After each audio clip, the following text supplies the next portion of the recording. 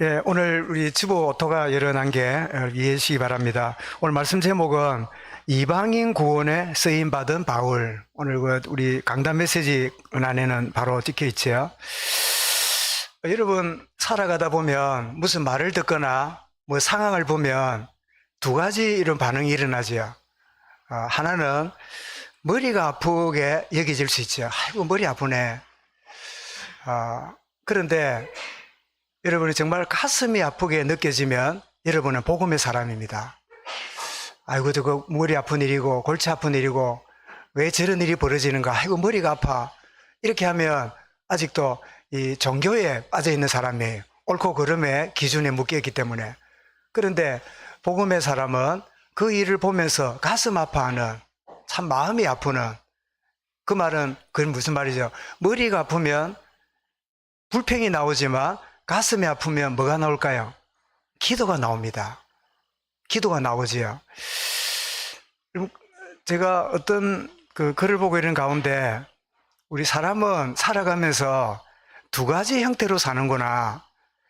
한 형태는 가방을 들고 다니는 인생이 있고요. 또 다른 인생은 보자기를 가지고 다니는 인생이 있다. 가방을 들고 다니는 사람은 뭘까요? 딱 어떤 사람 보고요. 내 가방에 집어넣듯이 나하고 맞네 안 맞네 그렇게 살아요. 가방이 그렇잖아요. 딱 제한되어 있으니까. 예를 들면 우리 재빈이가 오늘 예배 드리는데 재빈이를 딱 볼 때 내가 가방이라는 기준을 갖고 살면요. 이런 니 저런 니 생각이 나겠지요. 근데 두 번째 또 다른 형태는 뭐냐? 보자기 인생이에요. 뭐든지 그 사람을요 평가하지 않고 받아들이는 거예요. 가방은 제한되어 있지만 보자기는 뭐든지 쌀 수 있는 거예요. 그래서 가방 들고 다니는 대인관계는 종교생활이라면 보자기를 가지고 모든 문제든지 어떤 거든지 간에요 내가 다 수용하고 이해하고 받아들이는 보자기처럼 그렇게 살아갈 수 있다면 그 사람 뭐지요? 복음 누리고 있는 사람이에요. 여러분 가방 들고 다닙니까? 보자기 들고 다닙니까? 말은 하지 말고 대부분 가방을 들고 다니지요. 저도 가방을 들고 다니는데, 그런데 그 가방 안에 저 상대가 내게 안 맞으면 틀린 사람, 나쁜 사람, 못난 사람 그렇게 평가하잖아요. 근데 보자기를 들고 다니면 어떻게 해요? 뭐든지 다 수용하고 받아들일 수 있잖아요. 여러분 아마 50대 이상쯤 분들은 그런 가방을 들고 다녔을까요? 요즘은 다 가방인데 옛날에는 가방이 없었어요. 그래서 책이나 도시락을 어디다 쌌을까요? 우리 재빈이한테 물어보자. 옛날에 이 가방이 없을 때는 이 할아버지 혹은 아버지 세대는 가방 대신에 뭘 갖고 다녔을까요? 응? 예, 맞아요. 보자기, 그죠? 보자기에다가 도시락이나 책이나 다 싸가지고 그거를 어떤 데는 옆구리 매기도 하고 어떤 데는 손에 들고 다니기도 하고 그래서 머리인 사람인지 모르겠는데 아마 여러분 중에는 가방 세대가 있고 보자기 세대가 있을 거예요. 보자기는 아무리 크고 울퉁불퉁해도요 다 싸져요. 근데 가방은 뭐예요? 들어가는 게 있고 안 들어가는 게 있어. 여러분도 사람을 대할 때 가방 의식으로 대하면요 내하고 안 맞아. 내하고는 불편해. 무슨 이런 사람이 다 있는가. 부부도 하나도 안 맞아. 어쩌다가 내가 이런 남자를, 어쩌다가 내가 이런 여자를 내 짝으로 만났을까. 그건 뭐예요? 내가 가방처럼 또 생각하기 때문에 상대를 내 속에 집어넣으려니까 안 맞는 거야. 근데 무슨 의식으로 해요? 보자기처럼 여러분 넓게 되어 있으면요 저게 개성이네. 좋은 매력이네. 나는 이해 못했지만 하나님이 알아서 이런 만남 주셨네. 이렇게 되면요 관계가 다 회복이 돼요. 정말 새해를 시작하면서 아침에 문득 그 생각이 났습니다. 새해는 시작이 되었고 달력은 새로 걸렸는데 우리 생각은 새로워졌을까? 맨날 묵은 그 생각을 그대로 가지고 달력만 새로 하고 그저 새해가 밝았습니다. 새해 복 많이 받으세요. 그 소리만 하지 정말 내 영이 새롭게 주님이 지난해까지 알지 못했던 지난주까지 몰랐던 하나님의 새로운 은혜와 깨달음이 내게 다가오는 진짜 새해. 여러분 진짜 새해가 여러분에게 맞이하는 그런 축복의 은혜가 있기를 바랍니다. 여러분 그 깨달음이 없으면요, 다시 한번 물어보겠습니다. 나이 들면 들수록 사람이 생각이 바뀔까요? 굳어질까요? 우리 안계현 성도님한테 물어보십시다. 어제 내가 진해로 갔다가 대박이하고 데이트하는 견 씨하고 인사를 하고 왔어요. 그 보니까 햇살 따뜻한데 딱 앉아 계시더라고요. 견 씨한테 물어볼게. 나이 들수록 생각이 잘 바뀝니까? 안 바뀝니까? 예? 어렵지요? 아, 굳었지요? 예. 나이 들수록 생각이 굳으면 굳었지 안 바뀌어요. 그럼 해가 바뀌었단 말이에요. 해는 바뀌었는데, 달력은 바뀌었는데 생각이 바뀌기 쉬울까요? 그대로가 쉬울까요? 거의 그대로가 쉽습니다. 오늘 새해 첫 주 예배 드리는 시간이 하나님, 나의 한계를, 나의 굳어있는 이 신념을, 딱딱해 있는 이 털을 온전히 깨뜨리고 새롭게 하나님의 응답과 은혜를 보는 새로운 시작의 예배가 되게 하여 주옵소서. 이런 기도 가운데 오늘 예배하고 말씀을 대할 수 있기 바랍니다. 자, 그런 가운데 이런 예수님 당시와 초대교회에 의외로 연약한 자들이 많았음을 우리가 성경에서 보게 됩니다. 이런 마가복음 2장 15절에 보면 예수님께 보니까 훌륭한 종교인들, 뛰어난 정치인들, 아주 지방 유지들, 아주 성공한 사람들, 이런 사람들이 온 게 아니라 누가 왔지요? 세리, 죄인, 창녀, 쉽게 말하면 그 당시에 인정받지 못한 이런 사람들이 막 몰려왔어요. 마가 2장 15절 있죠. 많은 세리와 죄인들이 예수와 그의 제자들과 함께 앉으니 이는 그러한 사람들이 많이 있어서 예수를 따르미르라. 자, 예수님 주변에 이런 사람들이 많이 있음을 우리가 보게 되지요. 한번 물어보겠습니다. 여러분 주변에 이런 사람이 많으면 가까이 하고 싶을까요? 멀리 하고 싶을까요? 솔직히 물어보겠습니다. 여러분 주변에 이런 사람들이 막 오고 연락 오고 할 때 기꺼이 반가이 맞이하고 이랬겠습니까? 좀 불편하고 좀 귀찮하고 이랬겠습니까? 말로는 하지 말고, 말 안 해도 전화 여러분이나 성품은 비슷하니까. 그런데 이 초대교회도 보니까 야고보서를 보니까 야고보 2장 2절에 보니까 만일 너희 회당에, 교회당에 말이죠, 아름다운 옷을 입은 사람들이 들어오고 또 남루한 옷을 입은 가난한 사람들이 들어올 때에 너희가 어떻게 하느냐? 아름다운 옷을 입은 사람은 이리로 오세요. 이렇게 안내하면서 남루한 사람을 입을 때는 저리로 가든지 대충 앉아서 있다가 가세요. 그래 하느냐? 이게 초대교회의 모습이에요.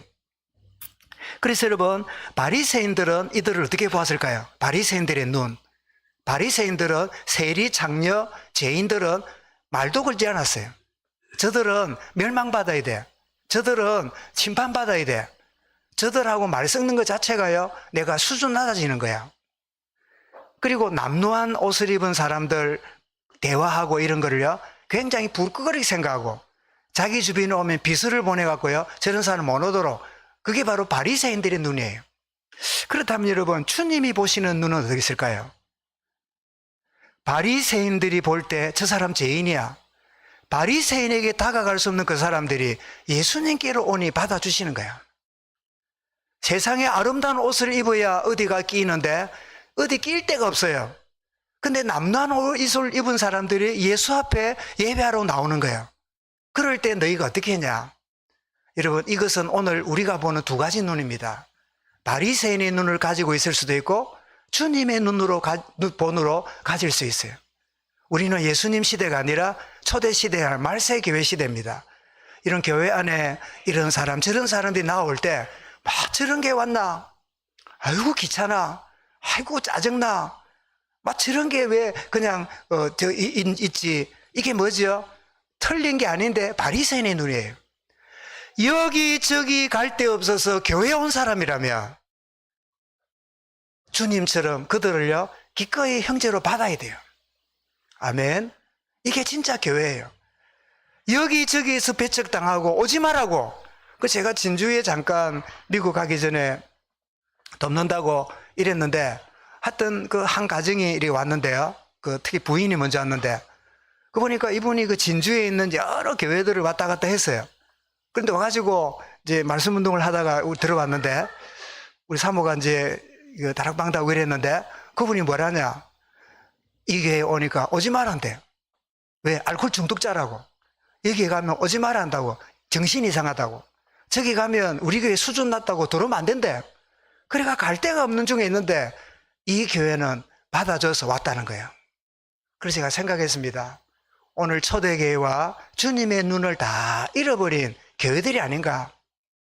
이런 사람을 대하고 또 옆에 불의를 대할 때요, 주님의 마음으로 대하지 않는다면 교회의 기능을 놓쳐버린, 그저 성공한 사람의 친목회, 아주 서로 통하는 계모임, 서로 이렇게 뭔가 격이 맞는, 막 가면 서로 막 이렇게 이제 남들에게 어디 간다 그러면 야, 너 참 대단한 멤버다, 그렇게 할 만큼 인정받는 그런 어떤 걸로 생각하고 교회를 생각한다면 주님의 마음과 그리고 진짜 가지고 있는 것을 잃어버리는, 무슨 눈으로요? 바리새인의 눈으로 떡 쳐다보고 있는, 사람을 대하고 있는 그런 자리에 들어갈 수 있겠구나.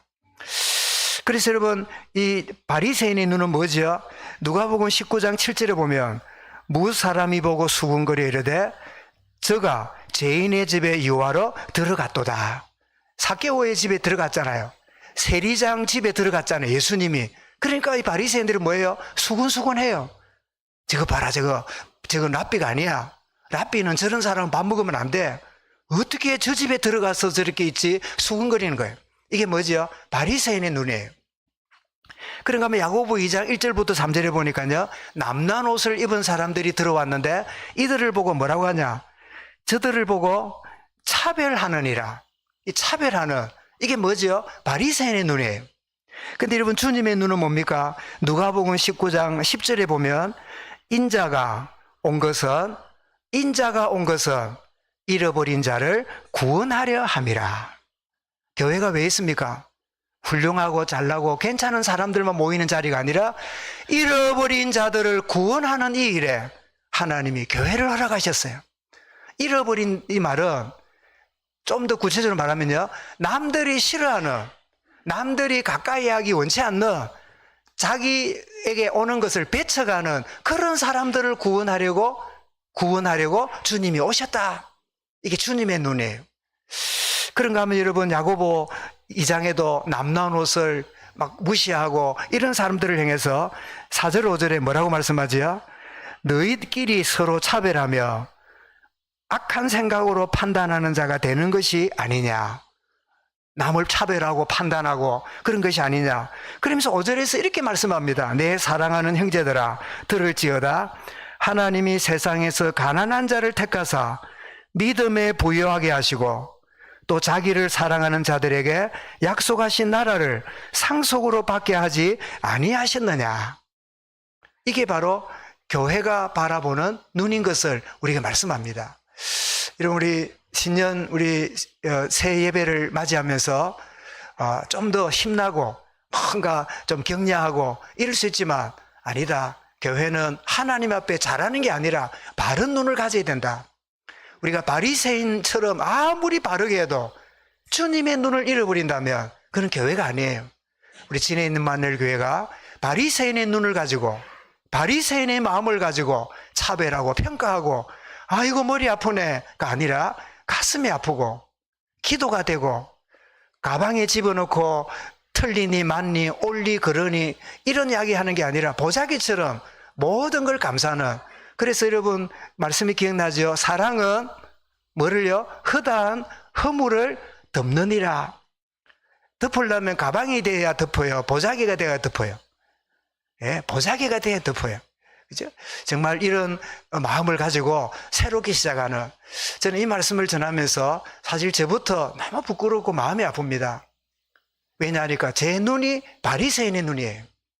제 마음이 바리새인 같은 요소들이 너무 많기 때문에 정말 회개하는 마음으로, 하나님, 이 말세에 존재하는 교회가, 진해만일 교회가 바리새인의 눈을 가지고 평가하고 머리 아파하는 교회가 아니라 가슴 아파하고 주님의 눈으로 정말 여기저기에 적응되지 못하고 거기에 이렇게 자리 잡지 못하는 이들이라도 주님께 나와서 구원의 축복을 누리고, 여기 오기만 하면 주인 같고, 여기 오기만 하면 힘을 얻고, 여기 오기만 하면 쭈비쭈비 손님 같은 게 아니라 언제든지 내 자리가 있는 그런 교회.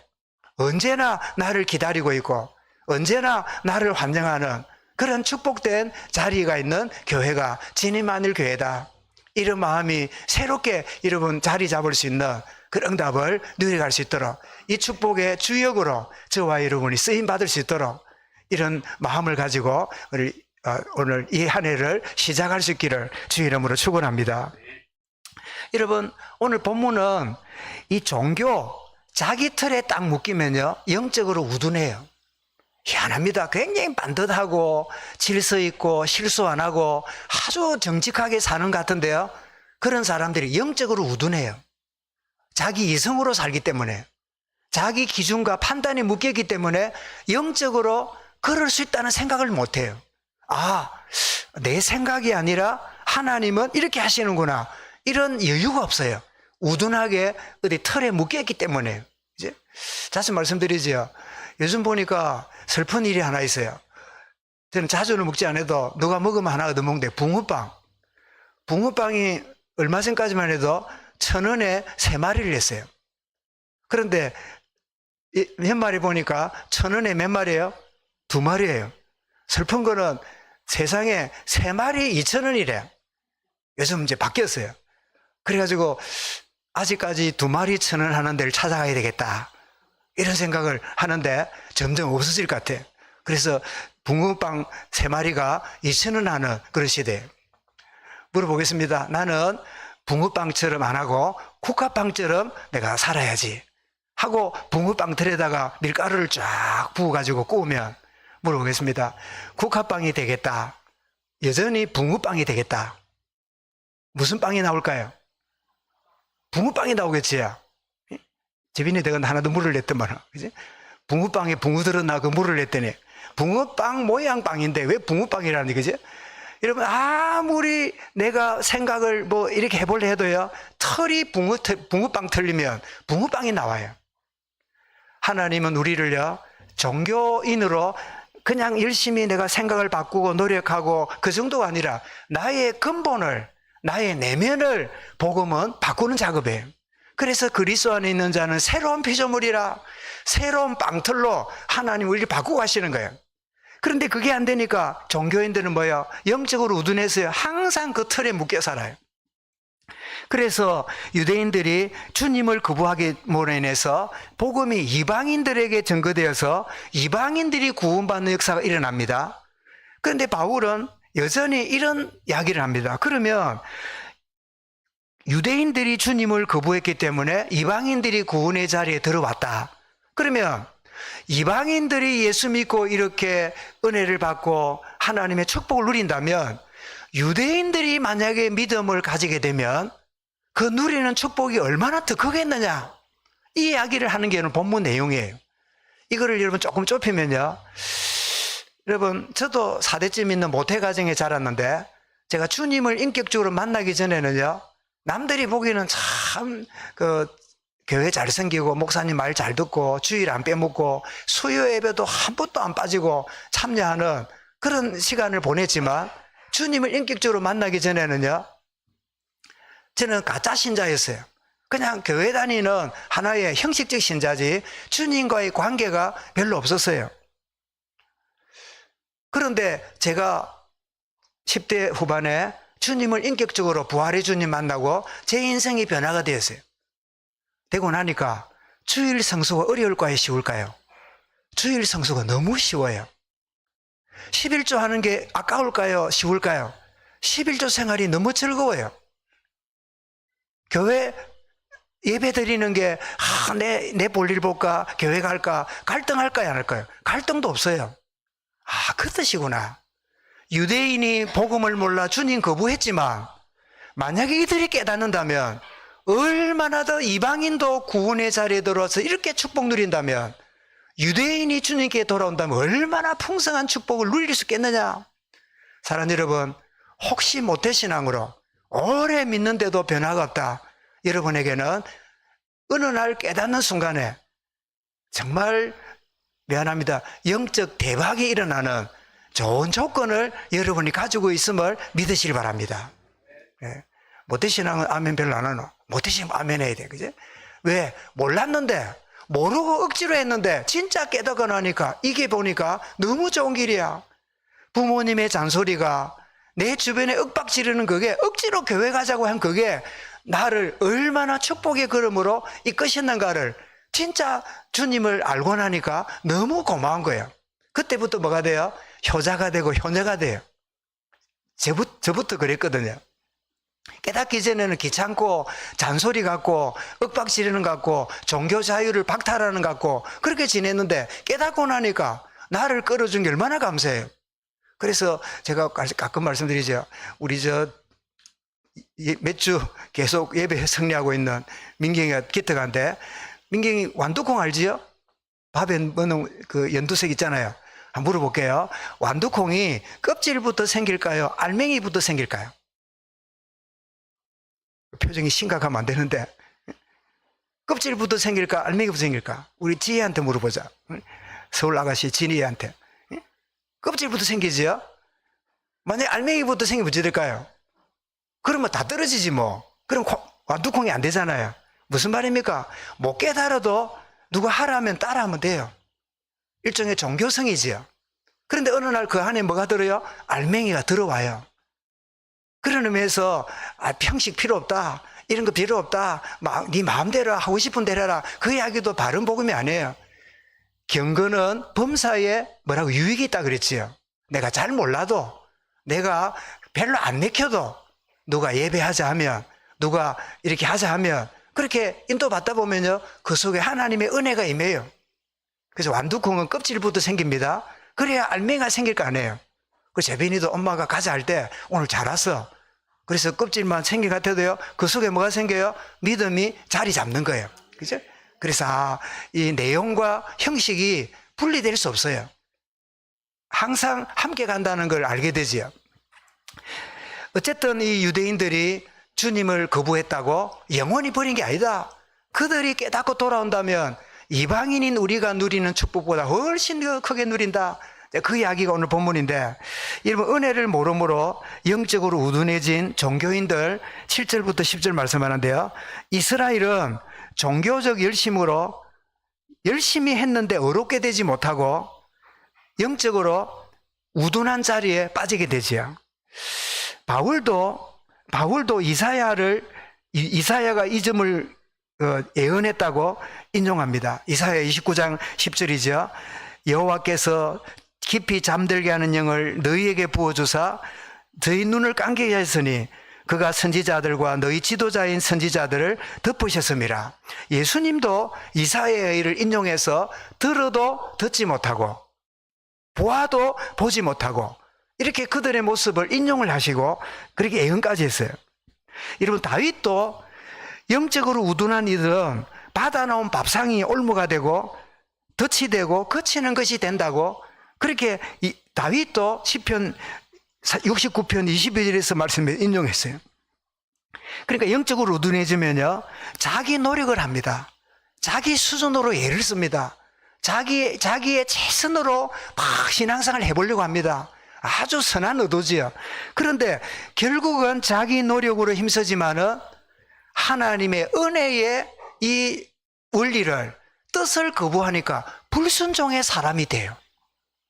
이런 놀랍지 않습니까? 누구보다 열심히 신앙생활해요. 누구보다 최선을 다해요. 누구보다 잘 믿는 것처럼 보여요. 그런데 하나님 보실 때는 뭐예요? 불순종의 모습이에요. 그게 바로 오늘 로마서 10장 3절 말씀이죠. 하나님의 의를 모르고 자기 의를 세우려고 힘써 하나님의 의에 복종하지 아니하였느니라. 복종은 누구에게 임하지요? 하나님이 앞에 은혜를 받게 될 때 복종하는 자가 되고, 그때 뭐예요? 의의 축복을 누리게 되는 거예요. 자기 의를 세우는 사람은요, 남들이 보기에는 아주 잘 믿고 열심히 보이지만 하나님 보실 때는 은혜로 주는 의를 거부하는 불순종의 자리에 들어가게 돼요. 그래서 저도 말씀하려고 하면서 내가 열심히 믿었다, 최선을 다 믿었다 했는데 은혜 알기 전에 보니까, 내가 알고 보니까 불순종의 사람이라.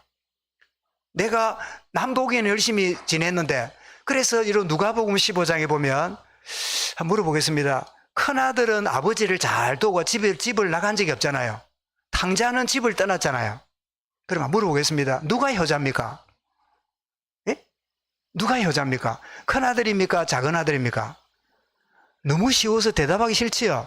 큰아들이 효자지요. 큰아들이, 그죠? 그러면 작은아들은 불효자지요. 돌아왔습니다. 아버지의 은혜를 받고 그 다음 날부터 좀 달라졌겠지요. 그런데 작은아들이 돌아올 때, 동생이 집으로 돌아올 때 형이 하는 말을 들어보니까 이 아들이 효자가 아닌 게 드러납니다. 뭐라고 말합니까? 아버지, 나는 아버지를 위해서 얼마나 수고하고 얼마나 애를 쓰는데 염소 새끼도 한 마리 안 잡아줘 놓고 그 맛있는 송아지를 잡아가지고 이 허랑방탕한 이놈 때문에 잔치를 베풉니까? 이럴 수가 있습니까? 당신의 아들이, 내 동생이라도 안 합니다. 당신의 아들이 나하고 동생 끊어서, 연을 끊어서 그렇게 말합니다. 그때 아버지가 나와서 뭐라 그럽니까? 이 아들아, 이 모든 재산은 네 거 아니냐? 그러면 네가 이거 네 건 줄 모르고 아버지한테 인정받으려고 했었냐? 아버지한테 칭찬 들으려고 그래 애를 썼냐? 너는 내 마음을 너무 모른다. 봐라, 이 허랑방탕한 작은 아들 동생을 내가 맞이하는 걸 보면 너는 왜 동생을 맞이하냐고 할 게 아니라, 아버지, 나 아버지 마음을 너무 몰랐습니다. 이런 놈까지 받아주는 아버지라면 나를 얼마나 사랑하는 아버지인지 나는 몰랐습니다. 이렇게 해야 맏아들의 진정한 반응이잖아요. 그런데 맏아들은 보니까 겉으로는 효자인데 속은 뭐예요? 불순종의 아들들이에요. 불순종하며 사는 거예요. 아버지 은혜를 모르고 자기 공로로 아들로 인정받으려고 몸부림친 사람일 뿐이에요. 이러고 맏아들 되지 말고 돌아온 둘째 아들의 축복을 누리시기 바랍니다. 그죠?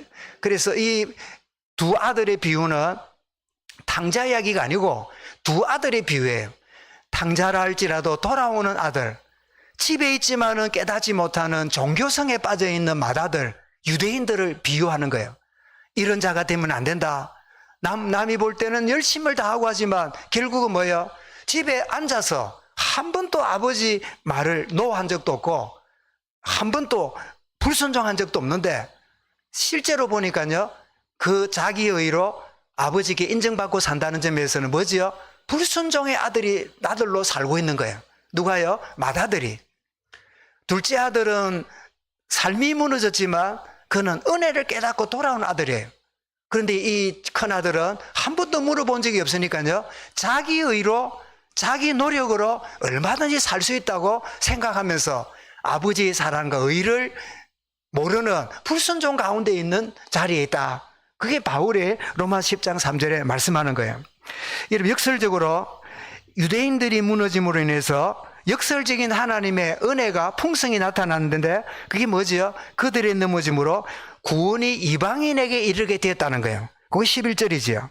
자, 이렇게 하시는 이유는 이방인 구원을 위한 하나님의 은혜이기도 하지만 이스라엘을 시기나게 하는 하나님의 방법이라는 거예요. 그래서 제가 기도하는 가운데 이런 생각이 났어요. 여러분, 옛날에 아이들이 젖을 먹을 때, 우리 엄마들만 해당되겠네요. 먹을 때 젖을 잘 먹을 때도 안 먹을 때도 있지요. 먹기 싫어하는. 그런데 저는 우리 집에서나 본 적이 없는데, 애가 젖을 먹기 싫어하면요, 옆에 있는 젖 먹는 애를 자기 친구가 애에 있으면 그 애를 덥석 안아갖고요, 내 젖을 물리는 거예요. 그러면 먹기 싫어하던 우리 애가 엄마가 다른 애한테 젖을 물린단 말이에요. 그걸 보는 순간에 엄마 잘한다 이래 할까요? 아니, 그냥 엄마를 잡으면서 내가 먹어야 젖을 왜 남한테 주냐고 이래가지고 막 엄마를 땡겨가지고 젖을 빨아먹지요. 이런 상상이 됩니까? 상상이 되지요. 이스라엘을 유대인이 구원받고 기뻐하는 걸 보여주므로 유대인을 시기가 나도록, 왜 우리가 먹는 젖을 이방인들이 먹어? 이런 식으로 나도록. 이 비유가 저는 너무 적절해서 너무 감사해요. 우리 아이들 왜 밥 안 먹으면 동네 애들 불러갖고 막 먹이잖아요. 그럼 애가 음식 먹는데 엄마가 열심히 한 맛있는 음식을 동네 아들 다 먹이고 있으면 자기 집 아이가 짭니까? 아니, 엄마가 주는 음식을 동네 애들이 다 먹고 있으면 이 애가 어떻게 하지요? 그때 뭐 지도 모르게 나는 못 먹을 줄 안 하고 막 끌어넣지요. 그렇게 해서 안 먹는 아이에게 음식을 먹게 만드는 지혜도 잘 배워놓으세요. 안 먹을 때는 그래 한 번씩 해야 돼요. 그지? 그지? 이렇게 하듯이 하나님이 이방인 구원을 통해서 이방인을 시기하게 만들게 하시는 하나님의 방법이다. 그래서 이방인의 구원을 보고 그들도 돌이켜서 구원의 자리로 나오기를 하나님이 바라신다. 그게 바로 12절, 14절 내용이에요. 그리고 에스겔 33장 11절에 하나님은 악인이 돌이켜서 하나님 앞에 돌아오기를 기다리고 기뻐하신다. 그렇게 말씀하고 있음을 보게 됩니다. 여러분, 유대인들이 넘어짐이 우리의 구원이 주어졌다면 그들이 깨닫고 구원의 자리에 들어온다면 그들이 얼마나 풍성한 축복 누리겠느냐. 그게 바로 이 내용이지요. 그래서 이사야 그 4장 2장 2절에 보면 모든 산 위에 뛰어나리니 만방이 그리로 모여들 것이라. 스가랴 7장 11절도요. 2장 11절도 그날에 많은 나라가 여호와께 속하여 내 백성이 될 것이요 나는 네 가운데 머물리라. 네가 만군의 여호와께서 나를 네게 보내신 줄 알리라. 유대인들이 지금 여러분 흩어진 민족이 중에요. 제가 기억하기로는 세계 나라가 제일 많이 흩어져 살아요. 중국인이 우리나라 인구만큼 5천만 이상 해외에 흩어져 살아요. 그리고 우리 한국은 인구 10분의 1, 500만 내 600만이 외국에 흩어져 살아요. 한번 물어보겠습니다. 흩어져 사는 게 나라가 행복하고 잘 되고 있기 때문에 흩어졌을까요? 힘들고 어렵기 때문에 흩어졌을까요? 두 번째겠지요. 살만한데 왜 외국 갑니까? 그리고 세 번째로 나라 절반이 흩어져서 지금도 살고 있는 나라가 있어요. 그 나라가 어느 나라일까요? 그게 이스라엘입니다. 이스라엘 인구가 1800인데요. 인구 반 이상이 해외에 나가 있고 그 중에 200, 거의 한 반 정도가 미국에 살아요. 미국에 큰 경제가 있으니까 벌어가지고 본국에게 주는 거지요. 이렇게 흩어져 있는 자들이 어떤 자리예요? 구원받아서 하나님의 산으로 모여들 것이라. 똘똘똘 자기끼리 모여가지고 있으면 절대 안 믿을 건데 그들이 팔레스타인 차지하고 그냥 그 자리에서 있으면 절대 손톱도 안 들어갈 건데 근데 이들이 흩어지고 무너지고 각국에 흩어져서 살아가면서 미국만 하더라도 수많은 그리스도인들이 미국을 장악하고 있고 왜 우리가 죽인 예수를 믿는 저들이 왜 저렇게 은혜와 복을 받고 미국이 이렇게 시작된 영국으로부터 독립한 이 나라가 세계를 통치할 만큼 이런 세계 1등 국가가 되었는가? 이유가 뭘까? 유대인들이 연구하는 거예요. 시기가 나겠지요. 그래서 어느 날 구원받고 주님께 돌아오게 만드는 흩어진 것이 구원의 하나님 방법이에요. 여러분도 태어난 그 마을에 태어난 그 집안에 계시다면 여러분 이 자리까지 못 왔을 겁니다. 한번 여쭤보겠습니다. 박 장로님, 태어나신 그 집안에 그대로 그 집에서 자라고 촌에 계시고 이러면 어촌에 계시면 예수 믿겠습니까? 그렇겠지요. 이렇게 나오게 되고 직장을 따라 움직이고 근무지가 달라지고 이러는 가운데요 주님을 만나는 그런 축복의 역사 일어났잖아요. 유대인도 흩어진 것이 구원의 좋은 조건이 되는 거예요. 그래서 여러분 유대인들이 흩어질 뿐 아니라 한국 사람도 한국에서 배나 비행기 타고 떠날 때는 불교인인데 미국과 떨어지면 뭐가 되는지 압니까? 다 교회 가요. 왜 교회 갈까요? 한국말을 가지고 살 수 있는 데는 교회 가야 되니까. 왜 가야 될까요? 한국 음식 먹으려면 어디 가야 돼요? 교회 가야 돼요. 거기서 직장도 없고 사람 사귀고 이래가지고 점점 넓혀져서 그래서 한국 사람이 미국 오면 다 기독교인이에요. 그래서 그 이민국에서는 코리안이 들어오면요 종교를 안에 다 크리스찬인 줄 알고 자기들이 써요. 크리스찬인데 크리스찬 중에도 교파가 많잖아요. 장로교, 침례교, 감리교, 순교, 오순절 있잖아요. 그 중에도 어느 교파만 있는 줄 생각하냐, 장로교만 있는 줄 알아. 그래서 여권 신청할 때요, 영주권 신청할 때 침례교 목사하면 여권이 잘 안 나와요. 영주권이 잘 안 나와. 장로교 목사가 돼야 영주권이 나와요. 그래서 한국인은 다 기독교인. 기독교인이면 무슨 교? 장로교. 그만큼 할 만큼 인식이 되어 있어요. 그런데 희한하죠. 이렇게 흩어진 사람이 그 종갓댁에 그 제사 지내야 될 친구들이 미국에 와서 외로워지고 힘들어지는 가운데 억지로 교회 갔다가 주님 만나서 구원의 축복 누리고 은혜 받는 경우들을 많이 보게 돼요. 흩어진 이것이 구원을 위한 하나님의 계획이고 유대인들에게 그렇게 진행되고 있는 거지요. 그래서 이 유대인이 넘어진 이 복음이 이방인에게 증거되는데, 이 이방인 복음 증거하는 일에 자기가 사도로 부름받았음에 대한 확신과 자부심이 대단했어요.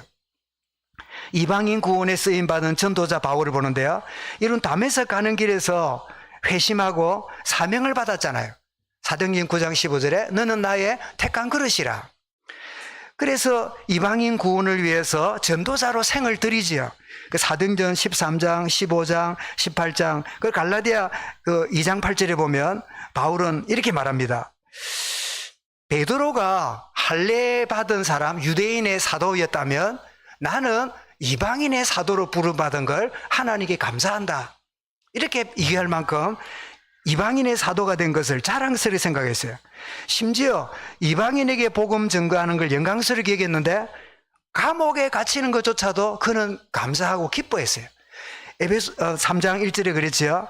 그리스도 예수 일로 인하여 너희 이방인을 위하여 갇힌 자 된 나 바울이 말하거니와. 이방인 구원을 위하여 감옥에 갇힌 것을 뭐 한다고요? 하나님께 감사한다. 얼마나 이방인 구원을 위하여 자랑스러웠던지요. 자, 이런 바울에게 주님은 늘 옆에 계시고 함께 하면서요, 그에게 힘을 주시고 복음이 증거되도록 늘 격려하셨어요. 그게 14절 내용이고, 디모데도 4장 17절에도 바울은 이렇게 말합니다. 주께서 내 곁에 서서 나에게 힘을 주시면 나로 말미암아 선포된 말씀이 온전히 전파되어 모든 이방인이 듣게 하려 하심이라. 내가 하나님의 입에서, 사자의 입에서 건짐을 받았노라. 하나님은 사명 가진 자를요, 사자굴에 있어도 때가 아니면 건져내요. 여러분, 한 해 시작하면서 여러 가지 문제들을 만날지라도 하나님이 주시는 사명 가운데 있다면 우리를 건져 주실 것입니다. 두려워하지 아니하고 승리하며 나아가는 축복 누리시기 바랍니다. 이런 결론입니다. 그런데 같은 유대인인데, 같은 종교인인데 어떻게 바울은 거기서 빠져나와가지고 그들을 위해 복음 전하는 사도가 되었을까요? 유대인이 가지고 있는 선민의식을 뛰어넘었기 때문에요. 처음에는 핍박자였습니다. 선민의식 가질 때는. 그런데 선민의식에서 깨어질 때는 뭐예요? 전도자가 되었어요. 사랑하는 여러분, 저와 여러분이 틀을 가지고 있으면요, 핍박자가 돼요. 남에게 걸거치는 사람이 돼요. 그런데 내가 어떻게 해요? 틀을 깨면 남을 살리는 자가 됩니다. 여러분, 살리는 자로 이 한 해를 달려갈 수 있길 바랍니다. 더 나아가서 율법의 행위로 어렵게 되려고 몸부림치다가 믿음으로 구원받는 것을 깨닫게 되었지요. 이 변화가 그에게 일어난 겁니다. 그래서 여러분, 갈라디아 2장 21절을 한번 읽어보겠습니다. 예, 같이 읽습니다. 시작. 내가 하나님의 은혜를 패하지 아니하노니 만일 어렵게 되는 것이 율법으로 말미암았으면 그리스도께서 헛되이 죽으셨느니라. 주님이 죽으심으로 우리를 어렵게 하셨는데 내가 율법의 행위로 어렵게 되려 한다면 주님 죽음이 개죽음이라는 거예요. 그리고 갈라디아 3장 11절입니다. 읽습니다. 또 하나님께서 아무도 율법으로 말미암아 어렵게 되지 못할 것이 분명하니 이는 의인은 믿음으로 살리라 하였음이라. 그래서 바울이 이걸 깨달았단 말이에요. 그래서 자신의 힘과 능력을 의지하던 자기가 오직 주님의 은혜를 누리면서 이 누리는 은혜를 증거하는 그런 인생이 된 거예요. 그래서 여러분, 창세기 6장 8절을 보겠습니다. 은혜가 얼마나 중요하냐. 자, 우리 홍수 이전에 하나님 하신 일입니다. 읽겠습니다. 그러나 노아는 여호와께 은혜를 입었더라. 어떻게 해요? 은혜를 입은 거예요. 여러분, 하나님의 은혜가 새초부터 새말까지 계속되는 축복을 누리시길 바랍니다. 그리고 사도행전 2장 24절입니다. 사도행전 20장 2절 같이 읽습니다. 내가 달려갈 길과 주 예수께 받은 사명 곧 하나님의 은혜의 복음을 전하는 일을 마치려 하면은 나의 생명조차 조금도 귀한 것으로 여기지 아니하더라. 여기 보니까 복음을 무슨 수사가 붙었습니까? 하나님의 은혜의 복음 그랬지요. 바울이 뭘 받았다고요? 은혜 받았잖아요. 복음이 뭐지요? 하나님의 은혜입니다. 이론이 아닙니다. 논리가 아닙니다. 무슨 몇 단계가 아닙니다. 하나님의 은혜예요. 은혜의 복음을 전하려 하면은 내 생명도 조금도 아까이 여기지 않느하노라. 자, 마지막으로 고린도 12장 9절입니다. 자, 같이 읽습니다. 시작. 나에게 이르시기를 내 은혜가 내게 족하도다. 이는 내 능력이 약한 데서 온전하여 짐이라 하신지라. 그러므로 도리어 크게 기뻐함으로 나의 여러 약한 것들에 대하여 자랑하리니 이는 그리스도의 능력이 내게 머물게 하려 함이라. 뭘 자랑한다고요? 나의 약한 것들을. 여러분, 약한 것들을 자랑합니까? 숨깁니까? 숨겨야 돼요. 이게 사람 살아가는 모습이에요. 혹시라도 들키면 변명해야 돼요. 근데 바울은 뭐라고요? 나의 약함을 자랑한대요. 여러분, 은혜 받은 사람은 자기 약함을 숨기지 않습니다. 은혜 받은 사람은 자기 약함을 이 약한 나에게, 그래서 주님의 은혜가 더 필요하다고 증거하는 증인이 됩니다. 이 한 해 동안 강하게 살려하지 말고 내 약함을 인정하고 이 약한 나에게 은혜로 함께 하시는 참된 능력을 덧입고 이런 승리하는 축복에 이방인 구원에 힘쓴 바울처럼 하나님 올 한 해 동안 우리 교회가 이방인 구원, 불신자들이 주께 나오고 마음 아픈 자들이 복음 안에 치유가 되어지고 온전히 후대들이 참 서밋으로 세워지는 그런 축복의 은혜에 있는 한 해가 되어지도록 인도하여 주옵소서. 승리한 한 해 되시기를 주의 이름으로 축원합니다. 감사합니다. 주님. 주님을 거부한 유대인들이 이방인의 구원을 위한 그런 역할을 하게 되었고 여기에 바울이 이방인의 사도로 쓰임 받았는데 이 축복의 은혜를 기뻐하며 자부심을 가지며 살았던 것처럼 우리에게도 새해를 시작하면서 참 종교인의 바리새인의 눈이 아니라 주님의 눈으로 보게 하시며 참 이 이방인의 구원의 역사가 일어나는, 그래서 이방인의 뜰이, 치유의 뜰이, 아이들의 뜰이 온전히 활성화되는 축복의 한 해가 되도록 온 교회를 붙잡으시고 인도하시며 역사하여 주시옵소서. 모든 걸 주께 감사와 영광을 돌리오며 주 예수 그리스도 이름으로 기도드리옵나이다. 아멘.